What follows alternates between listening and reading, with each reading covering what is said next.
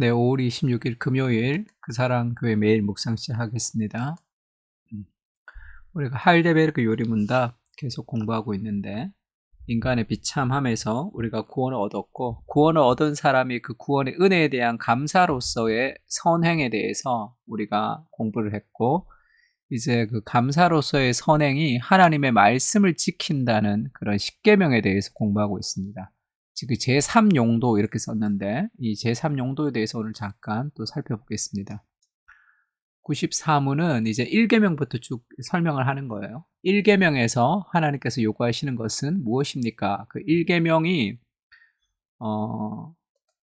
나 외에 다른 신들을 내게 두지 말라 이 말씀이죠.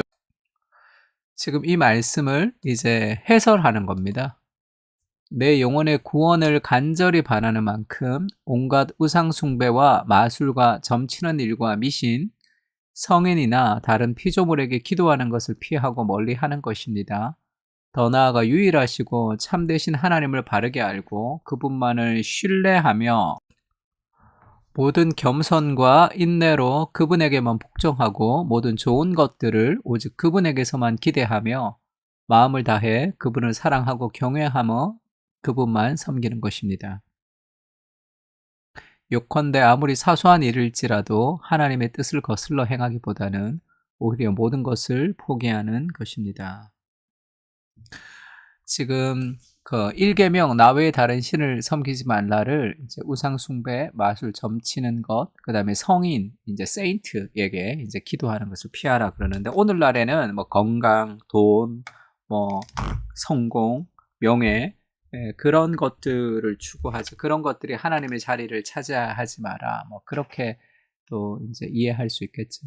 그러니까 제 1계명 나 외에 다른 신은 내게 두지 말라라는 이 명령 이제 우리가 이야기를 해야 되는데 먼저 율법의 세 가지 용법, 세 가지 용도라는 것이 이제 무엇인지를 좀 알아야 되는데 먼저 시민적 용법, 뭐 시민적 용도라는 게 있습니다. 그것은 율법이 있기 때문에 법이 있기 때문에 이제 악을 행하지 않는 거죠. 악을 억제하는 왜냐하면 심판을 받기 때문에 그런 용도가 있고요. 두 번째는 교육적 용법, 교육적 용도라고 합니다.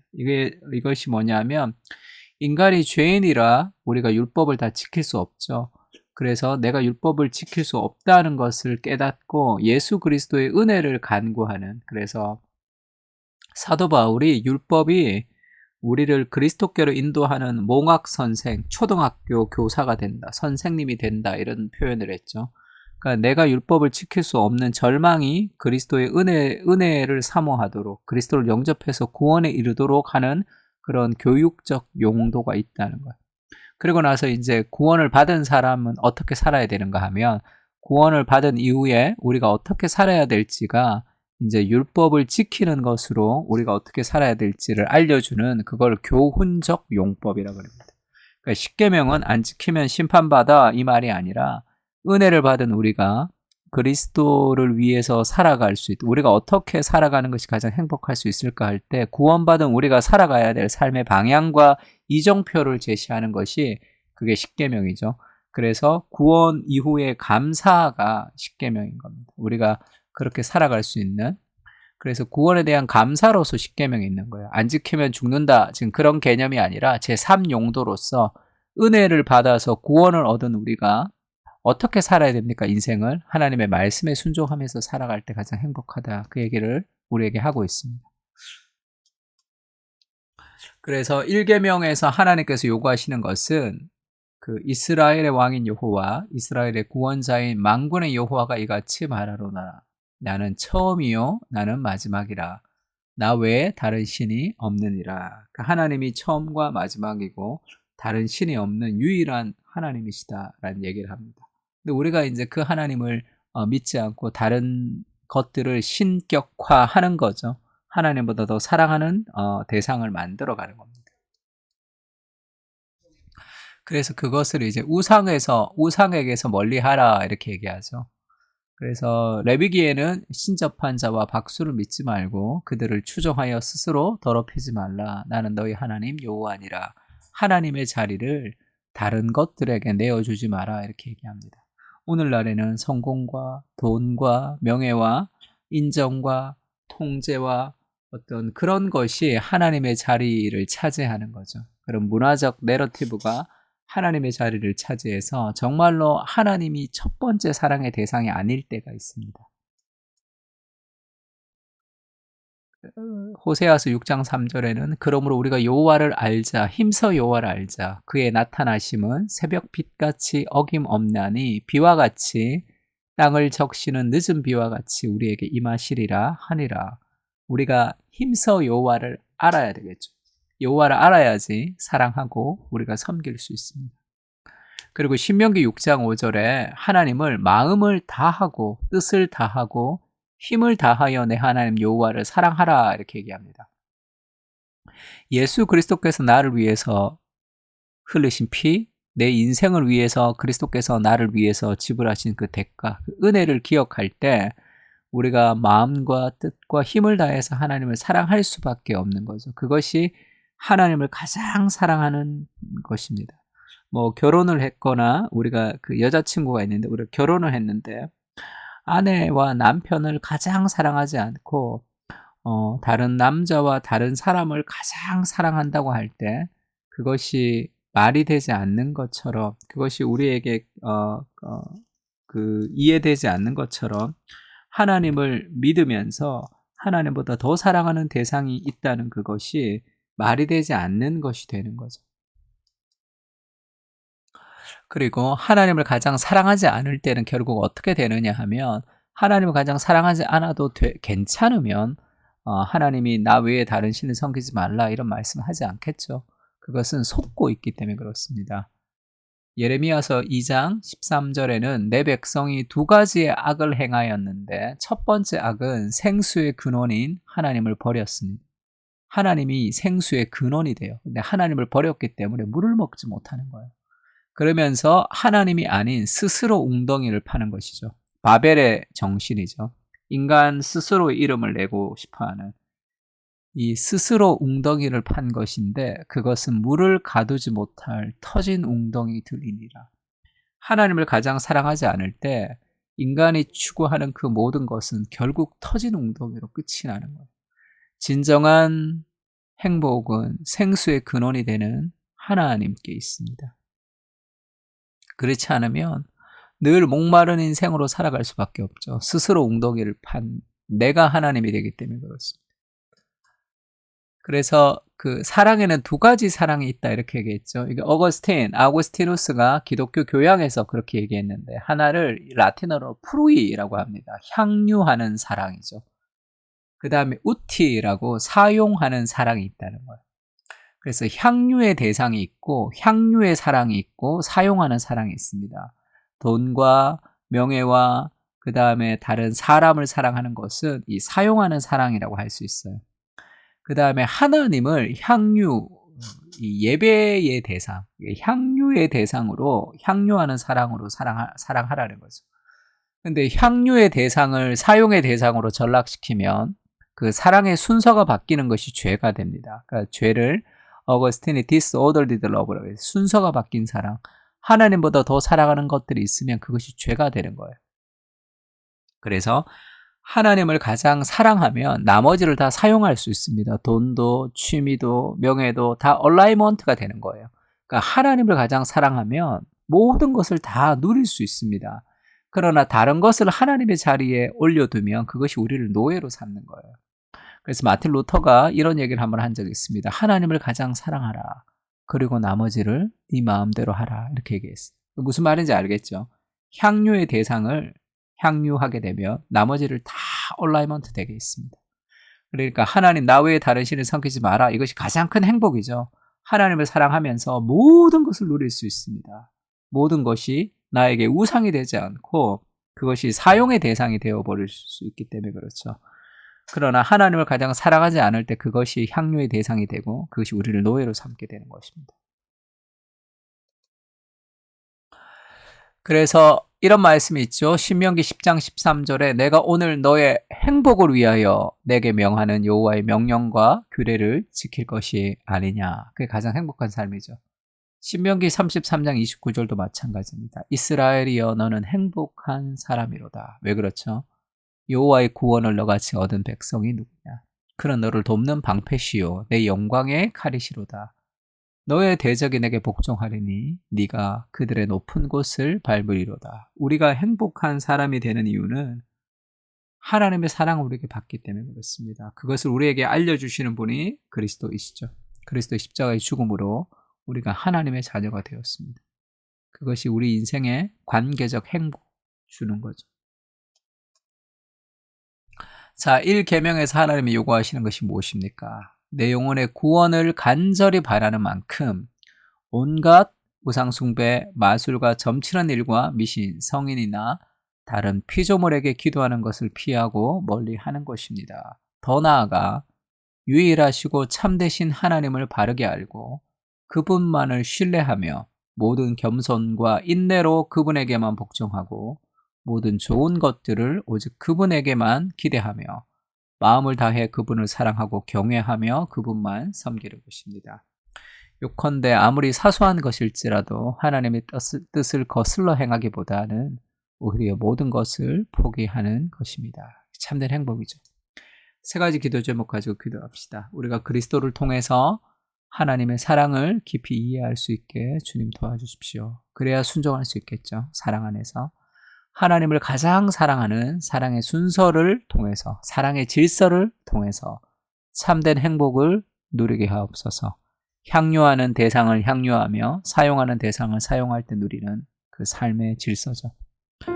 세 번째는 그 사랑교회 공동체가 하나님을 가장 사랑하는 사랑의 공동체가 되게 하여 주시옵소서. 세 가지 기도 제목 가지고 다 같이 기도하겠습니다.